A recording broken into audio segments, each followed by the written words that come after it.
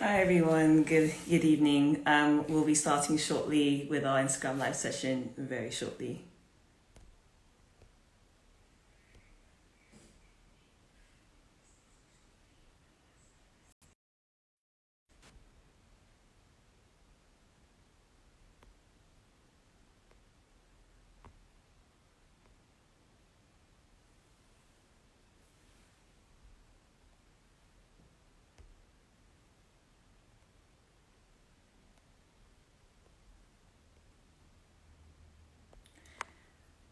Okay, wonderful. I think we should get started now. Hi everyone, good evening, and welcome to this live session in celebration of Alopecia Awareness Month.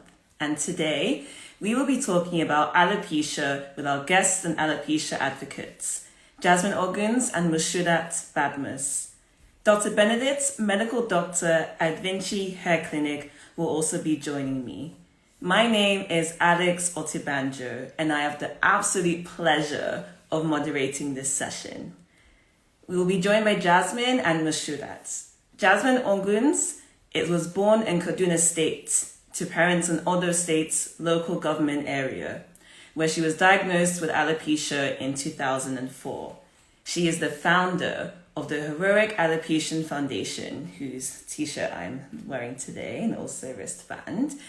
And she's also the creative director of Hobbies Empire Limited.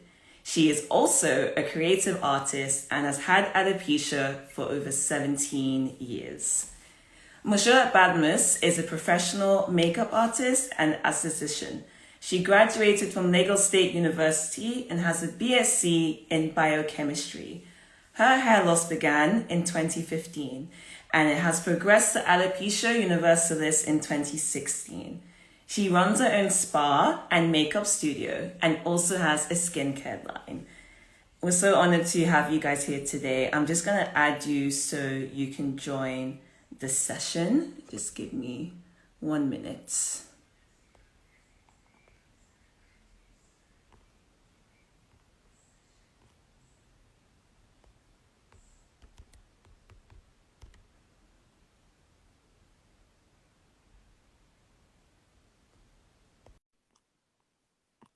Wonderful. Just let me add. Hi. Hello, Shudat. How are you? Hello. Hi. Thank you so much for joining us. Yes, welcome. Yeah. Good evening. How are you doing? Good evening. I'm good, thank you. How are you? I'm fine. I'm fine. I'm happy to be here. Amazing.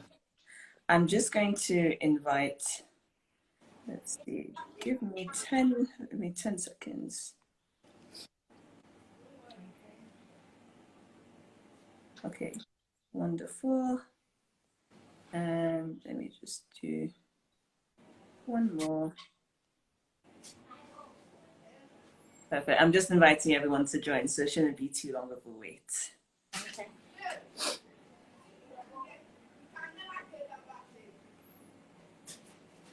Okay. Hi, Jasmine. Hi.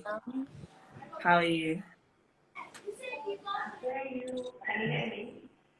I can hear you a bit. It's a little bit faint.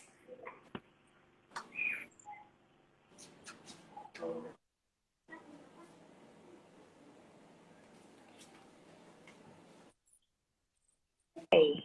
Hi. Yes, that's much better. I can hear you Hi. now. Yes, I can hear you perfectly. How are you, ladies? Very well, thank you. Doing. Amazing. Thank you so much for joining us today. It's been an absolute pleasure. And we're so excited for you to share your story and answer pertinent questions on alopecia. I'm really excited, and the session will be very, very insightful. So I'll start with you first, Jasmine. Tell us a little bit about Alopecia Awareness Month. What exactly is alopecia? Alopecia is an autoimmune condition that causes partial or total hair loss. It happens when the immune system sees the hair follicles as a stranger to the body and attacks it. You know, what the immune system does is it protects us um, from strange um, substances, right? Protect Yeah. us from germs, disease, and all. So the immune system now sees the hair follicles as a stranger, and then it attacks it. And when that happens, hair loss occurs, and it leads to partial or total hair loss. Amazing. Thank you so much for sharing that, Jasmine. You're That really welcome. does really help and mean a lot. I'm going to go on to you, Mashoda, for question 2. Okay. Please, if you're able to, please share your alopecia story with us. Like, how did it start for you in your journey? Okay. My alopecia journey actually started in 2015. I was about to go for NYC camp in Nigeria, and I was at the salon to wash my hair, and my hairstylist noticed the first bald patch, and she asked me if I had shaved that part. So it's really tiny and small. So I was scared. I just told her to leave my hair. I didn't wash it, and I went home. I showed my parents, and we didn't even think of it as a medical condition. You know, just the hair doesn't just disappear. Why would the hair just disappear on your head? So we thought it was spiritual. We started praying and all that, and I went to camp. So I went to camp, and I came back, with one extra bald patch, and the other one was still there. So I just decided to like go online and Google the symptoms, the signs, and I stumbled across alopecia. At first I was like, okay, and I was really happy when they said sometimes your hair grows back. Most of the time your hair grows back, and universalis and totalis is like rare. So I was really happy, like, oh, thank God. I showed my mom, and she was like, no, she doesn't think that's it. So I told her I want a medical diagnosis, and I got one, but it was wrong. They told me it was fungal infection, and I was placed on drugs. That didn't do anything for like a month. Yeah. I got another diagnosis, and it was the same thing. Till a doctor told me that she feels it's alopecia and referred me to Luke's Dermatology Clinic. So that was the first place I got the right diagnosis. And it was kind of a relief because I already knew deep down that, it was alopecia. And, they just told me that's what's wrong with me. And I'm just one of the few unfortunate ones.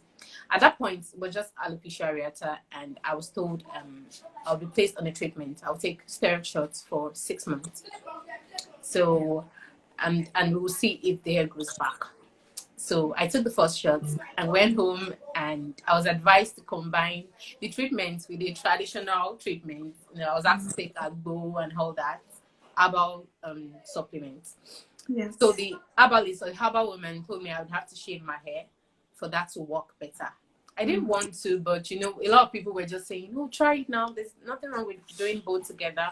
Yeah. So I did. I shaved my hair, and it all went downhill from there, because after shaving my hair and it started growing back, it just fell off the more.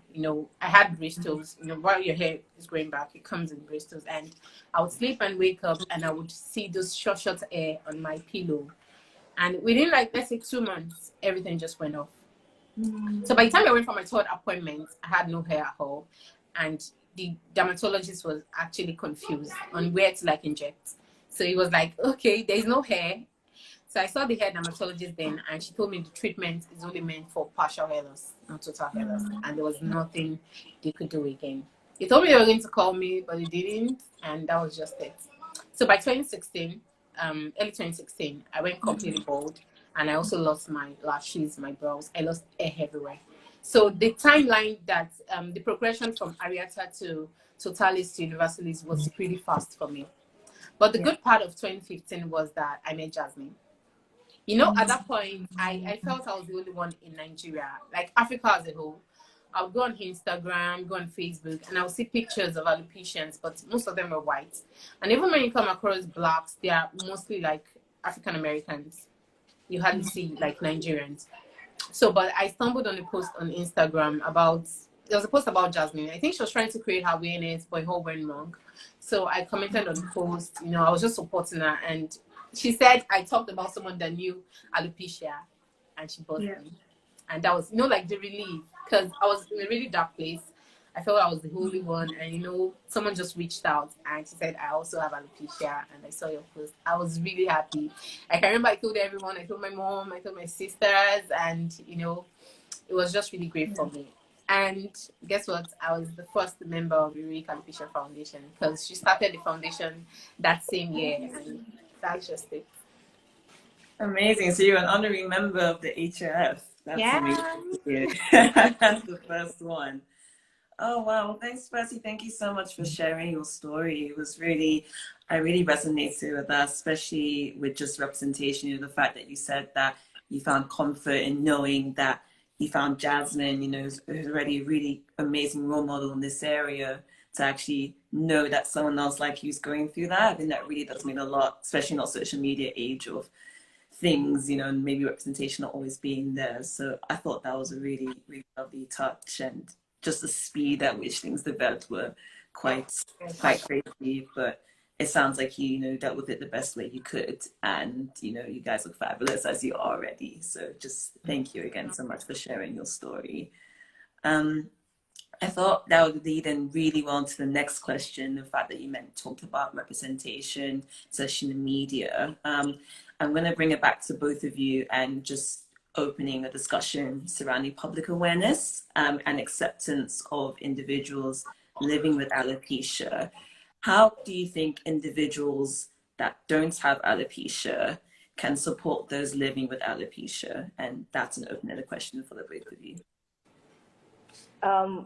Actually, if you ask me, talking about the statistics of people who know about alopecia in Nigeria, I would say just 2%.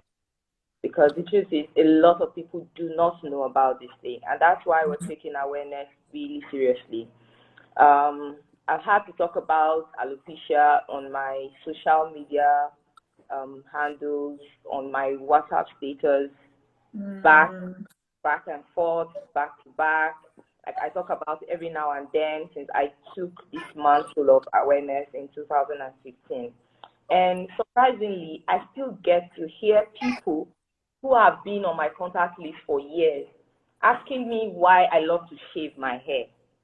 Yeah. Asking me where I find all these ladies who just willingly shave their hair. And I have to explain all over again to say, no, we did not shave our hair. We do not have hair. You know, so they still find it strange despite the awareness. So every now and then we try to devise a means of passing awareness, like creating awareness, letting people know about this thing. We try to use videos, you know, we try to use word of mouth. We're supposed to have a walk this month in Nigeria, but you know, because of the situation of things, COVID and all, we just have to take precautions. So we're hoping that next year we'll take it to another level because it's actually getting better. Because it can only get better. But I would say that a lot of people still don't know about alopecia. And on the part of those who do not have alopecia, I think we have a lot of sensitization to do because without them knowing about this disease, it goes a long way to affect an alopecian. You can imagine an alopecian being stigmatized on a daily basis just because he or she does not have hair. Because this is not something that is self-inflicted. It's something that happens, you know, and because most people do not know, the way people who don't have this condition handle those who have it goes a long way to affect them mentally, you know, physically, and in all ways. So we're really trying to see how we can further create awareness. Like right now, we're just emphasizing on awareness because it can be overemphasized. Like we really need to do more in that area, in that aspect. Just chip in. I think family sometimes one of the core focus of HAF in creating awareness is family because it starts from there.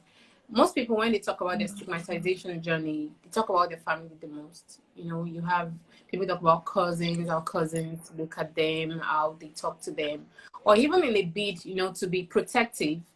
You know, families cannot even just accept your let's say self-awareness journey, your journey to being more confident, because by the time you say you want to step out bald, you want to try and see, okay, can I go out bald? You know, you have your family telling you like, oh no, you forgot your wig. Oh, are you stepping out like that? No, take your wig, you know. And they are protecting you. It's coming from a place of love, but at the same time, it is a form of stigmatization because you keep on bringing the alopecia, you keep on bringing them down. I remember a story of where I think one of our members said a sister didn't use a brush for like years. She didn't really think about it, but I think during the awareness month, a sister told her recently that she didn't use a brush because she thought alopecia was contagious. So imagine how that would make her feel, So it starts from home. So one more family that knows about alopecia, we are one more step closer to our goal. And that's just it. So families should support. The main support should come from family and friends. I can remember when I started posting my pictures on social media, like I decided on that on my own, but my cheerleaders were my families and friends, not strangers, not people on social media, because I've not even posted pictures anyway. So my cheerleaders were the closest people to me. So yeah, major support has to come from people around us, and that's just it. Oh, wow. You guys both provided really amazing answers, and just thank you so much for answering that so well. I hear everything you guys are saying, just from acceptance, family and friends, and just encouraging your friends to encourage you. I think that's really important, especially when you guys detailed the mental issues and mental barriers you guys faced in this journey. So the fact that you guys brought that up and also brought the importance of family and friends and sharing the word was really insightful. And just looking at the comments, I feel as if everyone resonated with your stories and everything. So just thank you guys so much for being, really brave and just sharing that aspect. And I think it'll definitely teach us all a lesson to do what we can in this area. And just listening to what you guys said, we're definitely I know for myself, I'll definitely do it. So I just want to thank you for that. I think that leads on to this next question really well, because I remember you mentioned, Msp, that someone thought that alopecia was contagious, which is quite outrageous in most areas. But I guess if you're not familiar with this area, then it's understandable, but horrifying, of course. So we're just going to enter into a very quick true or false segment. So we came up with a list of statements that people have thought either were true or false. So I'm going to ask the two of you whether you think the statements are true or false. So I'll start with you, Jasmine. So the first statement we thought was true or false is alopecia is hereditary. Is that true or false? I can't exactly say true or false because 1 of 5, I'll say research has it that 1 out of 5 cases of alopecia is hereditary, right? But then, because alopecia is polygenic, both parents must contribute a number of specific genes for their child to have alopecia, right? And it's also possible that none of the parents will have alopecia and their child will still have it. And there's every possibility that one of the parents who has alopecia would have all our kids or all his kids without alopecia. So the response to that is not exactly true or false. You understand? Because there are so many things. There are so many, what's it called now? Factors. Many factors, that's the word, thank you. There are so many factors, you understand, that triggers alopecia. And that's our fact, that's our daily fact for today, talking about hereditary. So you can't exactly say it is true, neither can you say it is false. But then research has it that 1 out of 5 cases is hereditary. And it is, I think it is kind of believed that there should be a trigger for it to happen, even when you have like there's some sort of secondary factor that comes in play too. So a lot of things just comes into play. So I agree with Jasmine. True. Great, thank you so much for answering that. I definitely hear where you guys are coming from, and that makes perfect sense. I guess the second question is to you, Msp. Alopecia only affects women. Is that true or false? Okay, that's totally false. that's false on every level. Okay, I feel for alopecia gotten from autoimmune conditions, most people believe it affects women the most. And I feel that's because, you know, women embrace theirs the most. You know, you get the whole I'm bold, I'm strong, and beautiful things, and they post more pictures on social media. And for men, I think it's just accepted. People do not really think about it that, okay, they have alopecia, because you might just assume that a man just decides to like rock the bald look. So you don't really think more about it. I think that's why people believe alopecia is a woman thing, and that's just wrong. Because for male pattern baldness, people also believe it's a man thing. It's a men's thing, but women also get female pattern baldness, which is also a form of androgenic alopecia. So no, it is definitely not a women's thing alone. It is not gender biased. It affects both men and women. Though I personally believe it affects women more, but that's not grounded on research, but it's just my personal belief. But it affects both men and women. Yeah, and in addition to that, we actually have men in the foundation. Yeah. Yeah. Recently, I visited Lagos 2 months ago, and I have this friend who's been on my contact list for a long while. Like, he's been seeing my status update about alopecia, but he still did not understand. He thought it was his style. And when he heard I was in Lagos, he decided to come around. He joined us, and when he got there, he saw a lot of balding. And I was like, what's going on? Is this a club or something? And I said, no.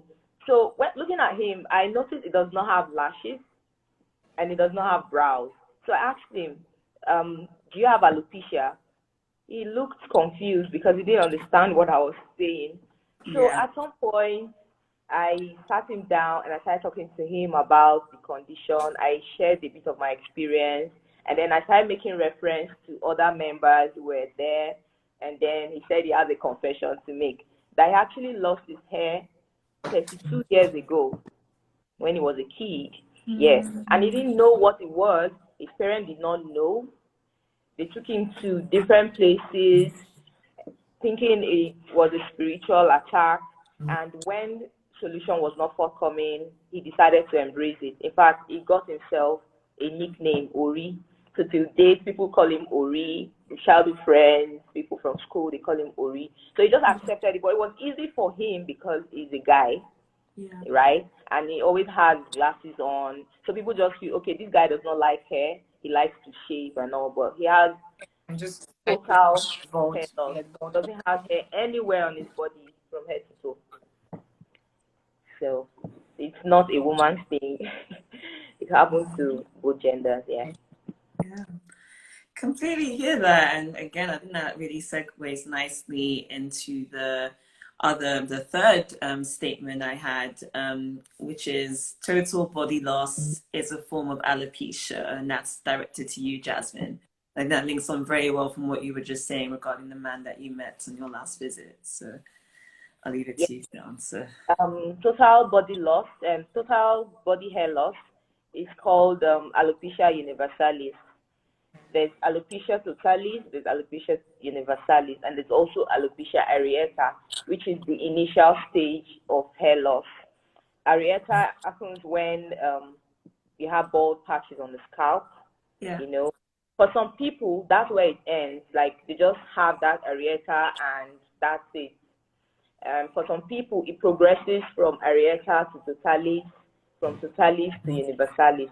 Totalis is limited to just the head. That the hair loss is limited to just the head. And I've experienced the three phases. Like, I've had my experience, my episode of areata. I've had my totalis episode and then universalis.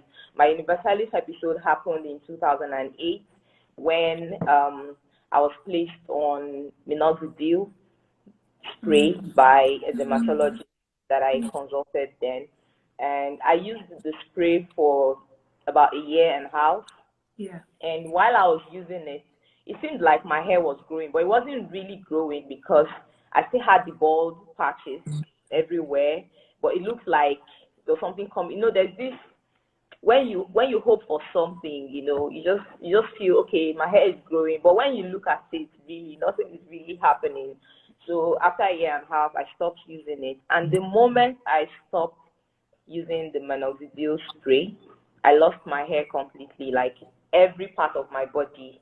I lost my lashes, I lost my brows, I lost every hair on my body, including pubic areas. So I think it was until that time I started appreciating my lashes, because I have issues with my eyes. So every little thing that comes around irritates me. And, you know, I didn't get to appreciate my lashes until that moment when I lost it, you know. So universalis, alopecia universalis is the term used for total body hair loss. Yeah. And anything can trigger it. So for some people, it stops at areata. For some people, it progresses to totalis, where it's just limited to the head. And for some people, it progresses further to not having hair anywhere on the body. No, I hear that. Thank you so much for sharing. Did you have anything to add to that, Mushulat? Not really. I just agree with everything Jasmine said. But for the progression, I think one thing is, like, for example, mine went from areata to totalis to universalis pretty fast. But then I got my brows and lashes back. I got hair in some areas back too, but not completely. Then a few years after to, like, so my brows, I have full brows here. I have partial brows here. They're not like totally full. So it kind of sometimes for some people you can go back to totalis. You can go back to universalis again. It's just like a cycle. It keeps on, you know, fluctuating for some people. And for some people you just get to universalis stage and you never leave there. So some people get regrowth back, but for me, I just see alopecia as a cycle. You know, it comes and goes. So that's just it. Yeah, absolutely. And I think before you guys mentioned universalis, I didn't even know that was, you know, things. This is incredibly educational for me and the other viewers as well. So just thank you guys so much for sharing that again. And I guess that goes into our final true or false statement, and that's to you, Mushurat. There are no treatments for alopecia. Is this true or false? Okay, I wouldn't say true or false. I would say there is no known cure for alopecia, but there are like a variety of treatments one can try. For example, when I had mine, when I went to Lutz Dermatology Clinic in Lagos, and I had alopecia areata, I was told to try the steroid shot treatment, which I did. So for some people, it works. It works for them. Like, they get regrowth after trying it. For the period they take the steroid shots. And I've heard of stories where, like, when you stop, the hair falls off again. But it's a form of treatment, right? And there is also steroid creams, shampoos, and all. There's also, I think, laser therapy or light therapy. I think trichologists actually try that too. There's also like cosmetic camouflage too. Like, I think it's a form of treatment. Hair transplant, it is a form of treatment too. MSP, it's a form of treatment too. And I think Vinci actually like does both. So those are treatment options people can try. And some people also go natural. You know, people try aromatherapy, they try using essential oils, they try using natural oils, they try acupuncture. I remember a time on the group Heroic Alopecian Foundation. I think that was like 2017 or 18, Jasmine? 2017. We decided to try the onion therapy treatment. Yeah, we all tried it. I think I did mine for like 2 weeks. I was like stressful and I stopped at one point. But some people continue with that, and we got one success story. One of our members, she had alopecia areata then, and her hair grew back from that treatment.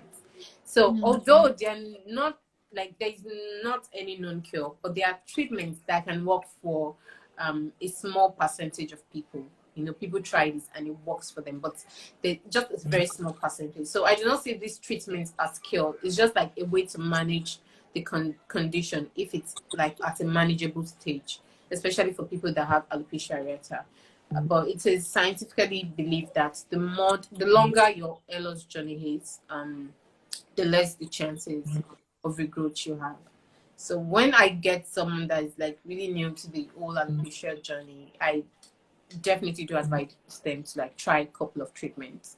But once it has progressed, like, you know, you start hearing 10 years, 15 years, you know, I preach more more of acceptance than, you know, or then you can try MSP, you know. I think one of our members did one time and she looks amazing with it. So yeah. So that's just it. There are a couple of treatments for it here. That's true. But no known cure. That's important too. Amazing. Thank you so much for sharing that. And you were incredibly right in saying that we at Vinci do these treatment options. And when it comes to the formal Q&A session, I will invite Dr. Benedict from Vinci Hair Clinic Ghana just to shed a bit more light on these treatment options as well. But thank you again for bringing that up. That really was useful. Was there anything else that you wanted to add to that answer, Jasmine? Well, we've said it all. She has said it all. And said it all eloquently. Since Doctor will be coming on, I feel it will shed better light that. Yeah. Amazing. Thank you so much. And I just have a point for the viewers as well. Whilst we are coming to the end of our questions I had, you are more than you're more than able to post your questions in the comments section. So if you have any questions for these two wonderful ladies, or any questions based on Vinci itself and the treatments that we offer, then please feel free to share that in the comments box and we'll answer your questions when we get to that point. But I guess for you two ladies, there's a final question that I had for you. And that's mainly towards Jasmine, but we're sure that you're more than welcome to hop in as well. So the question for you is, please tell us a bit about the Heroic Alopecian Foundation and how can viewers here support the cause? Okay, Heroic Alopecian Foundation basically is a support, is an organization that supports alopecians and also creates a safe place for alopecians. You know, the aim of creating the foundation in the first place was to let more people know about this thing, because I didn't know about alopecia until 10 years into the journey.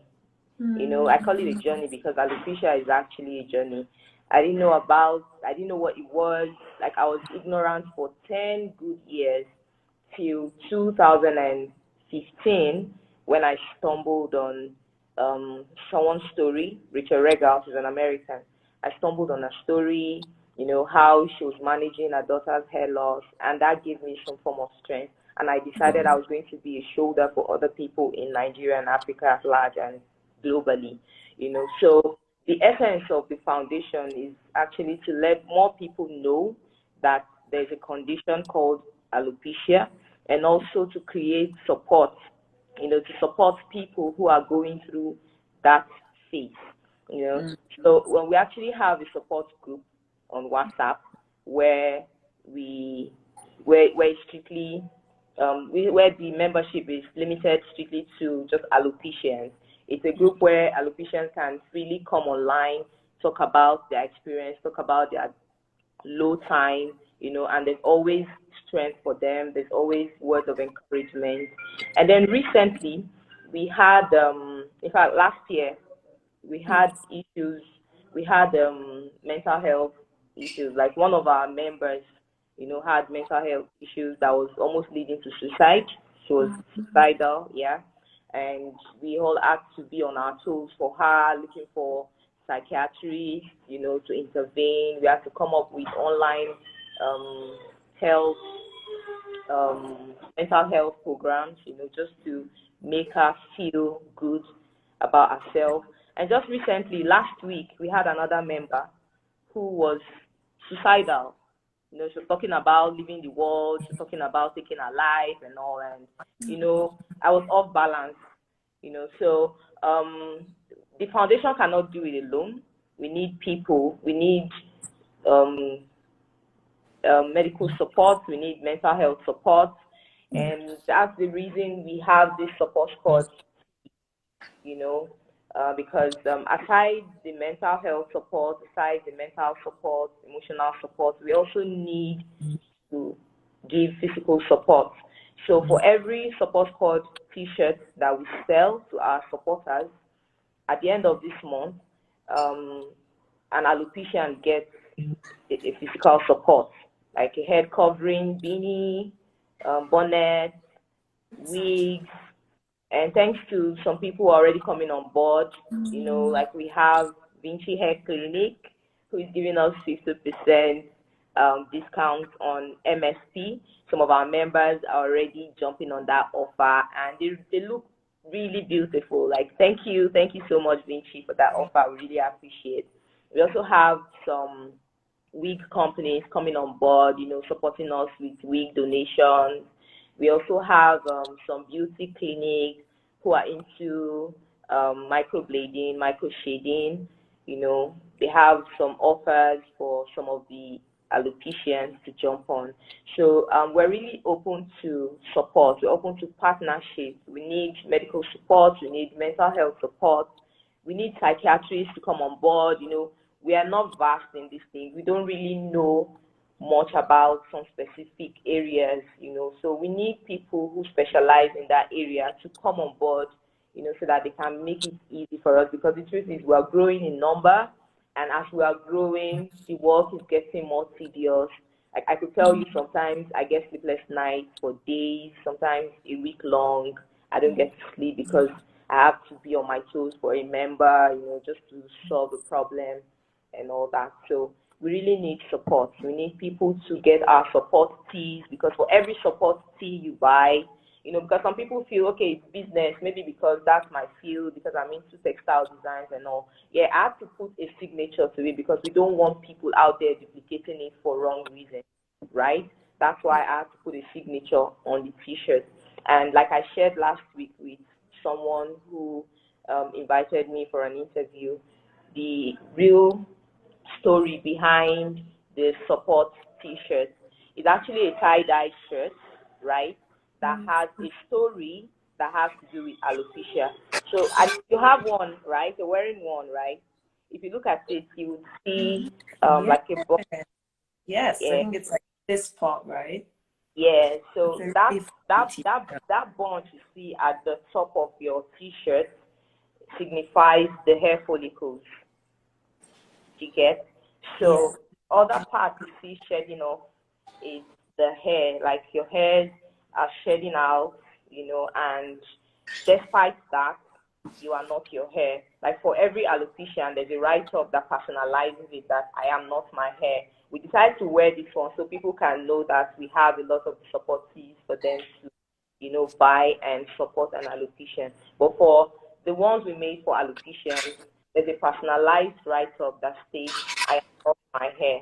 So the whole story around this shirt is, despite my hair follicles being affected and my hairs are falling off, I am not my hair. I stand strong. Do you understand? And we try to sound this to alopecians every now and then to let them know that they are not alone. Like there's a Ghanaian that just came on board a few days ago, and she feels really good right now, because just before she joined, she said she thought she was the only one who has alopecia. She thought she was the only one in the world, not just in Africa, who has alopecia. But the moment she stumbled on my page and I accepted her to be one of us, she feels better. She shared her testimony with me yesterday, and we're really excited about it. So we really need support. We need people to come on board. We need partnership. It can never be enough. That's just it. I agree, and I agree. Yeah, that was a really, really loaded but really wonderful answer. So just thank you so much for sharing that, Jasmine, and just thank you so much for all that you're doing. Just hearing the stories of just the mental struggles people face, but you guys being there and just being that pillar of support is really important, and something that we really do commend a lot. So we thank you so much for that. And we'll definitely share the links to your page as well after in this session, just so people can know what the Heroic Alopecian Foundation is about and how to best support you guys. And to also get one of these lovely t-shirts that I'm currently wearing. And just knowing the story about the tie-dye was nice. I remember putting it on thinking, well, this is nice. But then actually know like that was what it represented. So Yeah. thank you for, really beautifully explaining that. That really does mean a lot. Thank you guys so much for answering your questions so well. That was the end of the questions I had for you guys. But I know there have been a few questions that have come through our Q&A section. So I'll just go through them now. If anyone else has any questions, then please feel free to share them in the comments section and we'll get to them where we can. And these questions can be directed to these two lovely ladies or also Dr. Benedict as well, who will have more Vinci related questions if you have any. So I'll just go through the questions that we have. So we have a question from, it's actually directed to you, Mashuda. So you have a question from T555. And they said that, you mentioned in your biography, you work in the beauty industry. And they just wanted to know what people's reactions are when they first meet you, especially being in that industry. Okay, for me, as I said, my journey started in 2015, and I think the first picture of my bald head I posted on social media was in that same 2015. And some people feel my story or my journey of acceptance was pretty fast, and I'm just like really grateful it happened at a age whereby I got access to the right information, and I met Jasmine really heavy. So I've never let me say really phased, because that's most of my clients come to me knowing I already have alopecia. And some that do not. I think after your first appointment with me and you're part of my WhatsApp contact, in a few weeks you already know I have alopecia, and you definitely ask questions. So maybe some clients that do not come back, I actually do not think of it that it's probably, maybe they just didn't enjoy their first treatment. I do not think it is because of alopecia itself, because I am so open about my journey and I do my best to educate people. There are moments whereby, okay, I'm also a makeup artist, so there are times I have to go on jobs and I have to sleep over. Okay, I cover my head most nights when I sleep because of the cold. I'm prone to cold easily. When I want to take my bath in the morning, of course I open my head and people were like, oh, why are you on this hairstyle? Why did you shave your hair? Sometimes I'm not in the mood to talk too much. I just like, no, I just feel like, and that's it. Some people just feel, okay, you're just on this hairstyle. And when I want to talk, I educate them. And I swear, I've gotten amazing, because people just feel I'm so open. It's not something I hide. And I feel I would get negative reactions if I hide it and they get to know later. They might want to think, oh, maybe I got this through one of my treatments, or some of the things I do, or some of the things I use. But because I'm so open and I do my best to educate people, and they know what alopecia is, so any intelligent person won't attribute it to what I do. And I think I've only ever gotten one comment, a friend of mine. That's why I say stigmatization actually comes from friends and family rather than from strangers. Because he asked me, he actually told me that he feels I shouldn't post my pictures on, especially on social media. Okay, why? He said, and because he feels it might drive clients away from me when they see I'm bald, and they might feel okay, it's because I have my skincare line. They might feel okay, maybe some of our products. And I was just really baffled, like, okay, where did that come from? And it's actually a guy, coming from the other gender. And I was like, where did this even come from? But I didn't want to be that girl. I didn't want to be that person that had to hide it. So, and I think my journey of acceptance has actually even increased my clientele. Yeah. Because some people actually want to patronize me just because they want to know more about alopecia. From there, oh, you do this. Oh, yeah, I would love to try this. And again, new clients just because they want to know about alopecia. So it's been easy, really. Amazing. And just thank you so much for sharing that. That was a really great answer. And I'm very surprised at that guy's comments, because, I mean, these are beautiful ladies. So the fact that he said that was a guy as well, like, I'm just like, what? That's a bit crazy. But I'm really happy to hear your story of acceptance. And it's incredibly inspiring for us to see that, just to love the skin that you're in. And you're both are beautiful ladies, and I'm just really happy to hear that you're confident, and as you should be, in your own skin. So thank you so much for sharing that. There was another question that came in from St. Barrett Milan, and the question was it could be to both of you, to be honest. The question was, how can you manage your, like, how do you manage your condition? Like, what tips do you have to manage alopecia? Okay. I think self-acceptance is the key. I tell people, Yeah. and that's the thing I mention in the group like every time. You have to accept your condition first. You have to love yourself. Nobody's going to do that for you. In my journey, nobody told me, oh, baby, you have to start posting your pictures on social media. You have to get over this. Nobody will tell you that. In fact, they would give you advice like, oh, it's okay. I'm actually Muslim. I was covering my hair before this all happened. And I got comments where people would tell me, oh, thank God you're already covering your hair. Like, it was easy. Like, oh, thank God you have something to hide behind. You know, and for people that use wigs, so they're just like, oh, thank God you can use wigs. So nobody's going to tell you that it is okay to love yourself because they are already telling you to hide yourself. Yeah. Nobody's going to tell you that it is okay to accept this. Nobody's going to tell you that it is okay to love yourself. You have to decide that first. Whether you cover it or not, do not hide. Do not hide behind a scarf. Do not hide behind the wig. I hardly go out without my scarves, but I am free to a point whereby when I'm in the midst of my friends, when I'm even in the midst of strangers and I'm inside, I feel free enough to remove my head coverings because most people know that I'm already bald and I'm not hiding anything. And that's the point. Do not hide. Don't hide who you are. And self-acceptance is just that. Yeah. True. Thank you. And did you have anything else you wanted to add to that, Jasmine? Exactly. Self-acceptance is actually because the moment you accept yourself, every other person would have no option but to join you. You understand? Because the thing is, alopecia is actually a journey, and the moment you accept that fact, automatically your mind is wired in a way that okay, this is it. If there's a regrowth, fine. If it doesn't happen, fine. But this does not change the fact that I am me. You understand? So the moment you accept that condition, the moment you accept yourself for who you are, other people would accept you. And then another thing is beauty radiates from within us outwardly. Like we have some members at the early stage of the foundation that had issues in their marriage because their spouse see them as ugly when they wake up in the morning.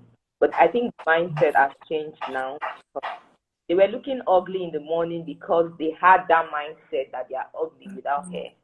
But the moment they accepted the fact that they are bald, and because most of them have the advanced case of alopecia, um, there's no assurance that they might have a regrowth. They have to accept it. And the moment they got themselves into that mode of acceptance, they started looking beautiful. And they testified to the fact that they look beautiful and everything has changed, in their marriage. So it all boils down to acceptance, really. Absolutely. I think that's a really powerful message that brings everything together, like just acceptance from friends. I think the common theme through this is just acceptance through friends and family, and also just self-acceptance from yourself, which I think is the most important part as well. So I just thank you so much for sharing that. That was really, really insightful. We have some questions coming in for Vinci itself. I'm just trying to invite Dr. Benedict. Going to try and add him. 1 minute. Sure.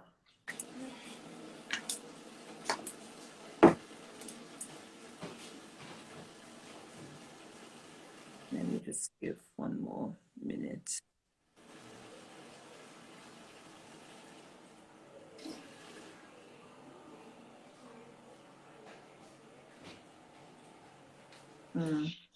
Let me try. Okay. Welcome back. Okay, I'm going to give it just. Thank you. Yeah, feel free to please add any more questions that you guys have for these two ladies, and I'm going to try and add Dr. Benedict as well to go through Vinci related questions. I know that came up quite a lot today.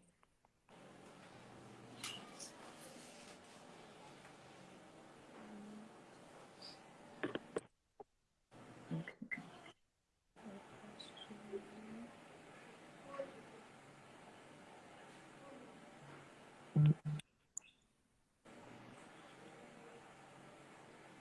Sorry for this delay. I think there seems to be a little bit of a technical glitch, Okay. but that is all good. So we have another question actually come in. So the question is, I know this month is, oh, there we go. Okay. Hi, Dr. Benedict. Yes. Yeah. Yeah. Hi. Hello, everybody. Hi. Thank you for inviting me. I'm glad to Thank be you for here. joining us. It's been really great. You've had quite a few questions come up, so I thought I would run through some of them with you whilst we have you here.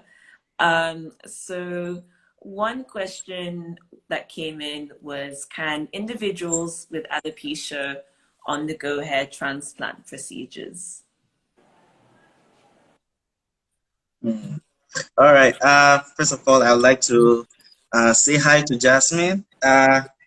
You're doing a very, very, very great work. Yes, because a lot of people going through this, giving them that support is so important. Mushudat, this is amazing. Your story was so touching. I was listening to it, and it's amazing. Yeah. The thing here is that, for hair transplant here at Vinci, all around the world, we will need healthy follicles to be able to achieve our goal. In order to, we don't just want to tell you that, yes, it's possible. No, it's not. The answer to that is no. We will not talk about doing a hair transplant for that because of what was beautifully said earlier. It's an autoimmune condition, and it means that yes, so it's progressive. It's going to go on. So when we do a hair transplant, it's not a guarantee that we're going to get results. Yes. So that's. Amazing. Thank you so much for sharing that, Dr. Benedict. That was insightful. We had another question coming from the audience. It's mainly related to MSP procedures.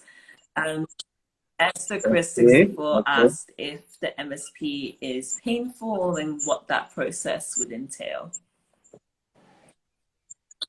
Okay. MSP, this is a tattooing. Is a tattooing. You're tattooing the area with medical grade pigments. So once you do that, you try to give a simulation of the hair follicle. Now, so it's the hair appears to have hair.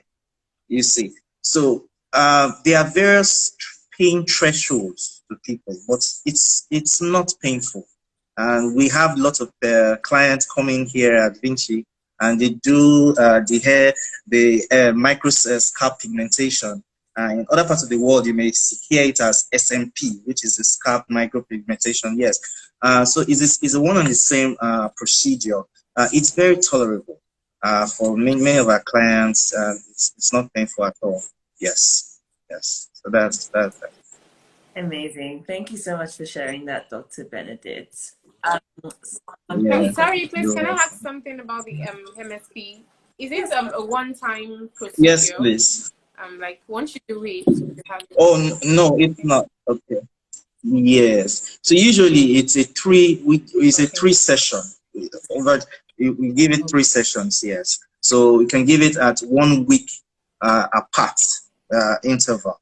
Yes. So usually the client will come in and say, okay, I want a full scalp micro scalp pigmentation done for me.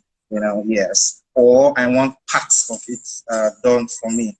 So it depends on what the client would want. But usually we give 3 sessions and 1 week apart. Then that's it. It comes out very beautifully. We've actually had lots of clients coming here, and they are very happy about the procedure. Yeah, like we have some of our members who have Yes, they come in and earlier alluded to the fact that we give 50% discount. Yeah, so those who come through your foundation, yes, yes, of course, we do that. And, it's amazing. It's amazing. Yeah. Amazing. Thank you so much for sharing that, guys. We had another related transplant question. Benji Dooley asked if transplants are only for those who have some considerable amount of their hair left. So someone has like, they kind of asked like what, how much hair you would need to have for transplants if you need any hair. Yeah, can you repeat the question again, please? He just asked if a transplant, so a hair transplant, is only for those who have a considerable amount of hair left in their head. So if they had, I don't know, no hair, for example, would a treatment still be feasible? Like, how would that? Okay. Okay, yes. Now, the hair transplant, it would work when they come in for a consult. You see, that's where the consult comes in very handy. So we at Vinci here offer free consultation for our clients, those who come in. And so we then factor in. Now, the diagnosis, getting the right diagnosis is very important. We have the male pattern baldness. So first of all, we look out for the donor area to examine it to make sure that we have enough hair to transplant from the donor to the recipient area. Yeah. So looking out for that, then we go ahead and then we can proceed on the hair transplant procedure. So some people may stay at home, trust me, and say, oh, I think my hair has gone through extensive hair loss and I'm not a candidate for hair transplant. No, no. The first thing is come for a consult. When you come in for a consult, we then will examine. You'll be amazed. We've actually had, I was just looking through today, I was amazed by, we had a client that it seemed that the transplant, he had considerable male pattern baldness occurring. And the hair transplant was done for this client. Looking at him, you think, oh, this is so extensive. We can't do anything about this. But it was done, and there was considerable improvement and results to show for it. Yes. So consult is the key. Yes, coming for a consult. Free. It's free consult. I agree. Thank you so much for sharing that. And I agree. I think the free consultations is definitely a really key aspect of that. I just realized we lost Jasmine, so I'm going to add her back and hopefully she joins us. But I guess I know we're kind of running out of time, but I guess the question, maybe a final question could be, you know, what happens after this month? So this month is, you know, Hair Allocation Awareness Month. What happens next? Like, what happens after this month in terms of raising awareness of alopecia? Awareness continues. It continues. Awareness is not just for September, though we do more in September, being that September is Alopecia Awareness Month.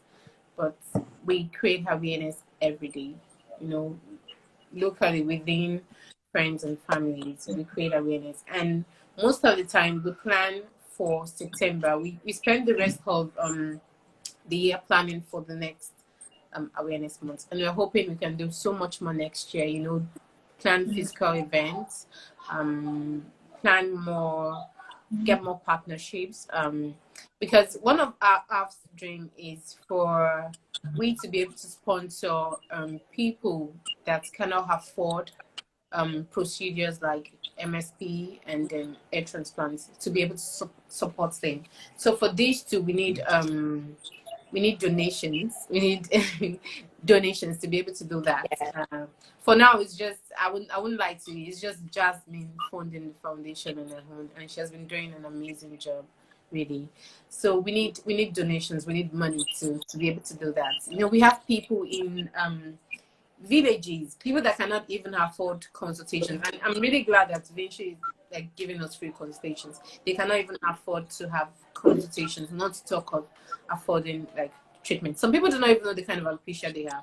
That's how bad it is. They've had patients for like a very long time, and they do not even know the kind of alopecia they have. So we want to like provide support for this kind of people, and also provide treatment options for them. So we won't have to be able to fund that. So yeah, that's the major.